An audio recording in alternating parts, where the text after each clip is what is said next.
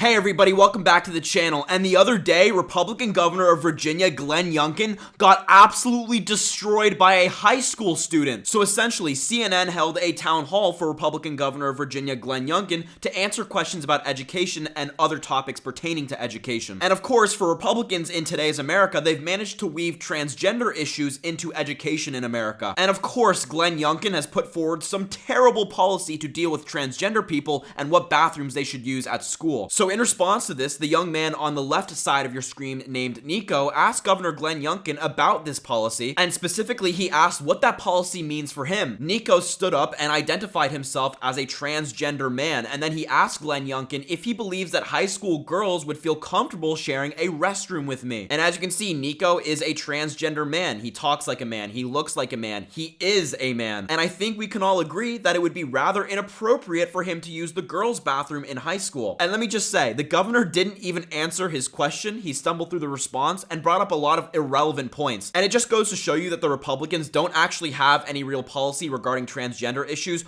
other than trying to make their lives harder. Just take a look at this amazing question and the governor's terrible response. Governor Youngkin, your transgender model policies would require that students play on the sports teams and use the restrooms that correspond with their sex assigned at birth. Look at me. I am a transgender man. Do you really think that the girls in my high school would feel comfortable sharing a restroom with me? Yep. So first of all, Nico, thank you for, again, asking the question, being here tonight, and engaging in this important discussion.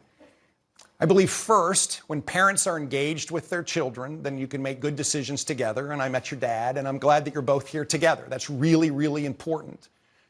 I also think that there are lots of students involved in this decision.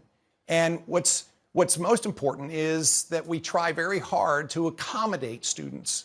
That's why I have said many, many times, we just need extra bathrooms in schools.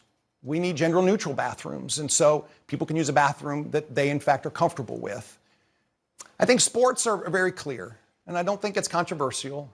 I don't think that biological boys should be playing sports with biological girls. There's been decades of efforts in order to gain opportunities for women in sports, and it's just not fair. And I think that's non-controversial and something that I think is pretty well understood.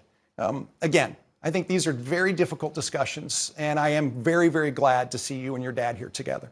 I mean, wow, that really just didn't go well for Glenn Youngkin. And I wasn't lying when I said that he stumbled through that answer. Like, what the hell was he talking about? And remember, this is someone who Republicans want to vote for president in the future. What I find especially interesting about his answer is that Glenn Youngkin brought up the idea of just adding more bathrooms to schools in Virginia and having gender-neutral bathrooms. But Glenn, I'm curious, if you really support this, then why haven't you brought forward a bill in Virginia to give these schools the funding to add more bathrooms? Like, see, this is exactly what Republicans are all about. They want to talk about transgender issues, bring up a solution that doesn't actually solve anything, but then not do anything about it. And quite frankly, in the Republican Party, Glenn Youngkin is relatively moderate on transgender issues. In certain Republican states in America, they are passing bills that would force transgender people to detransition, and in some of these states, they're passing bills that say that if the parents accept their children for being transgender, that could be classified as child abuse, and the child could be taken away from their parents.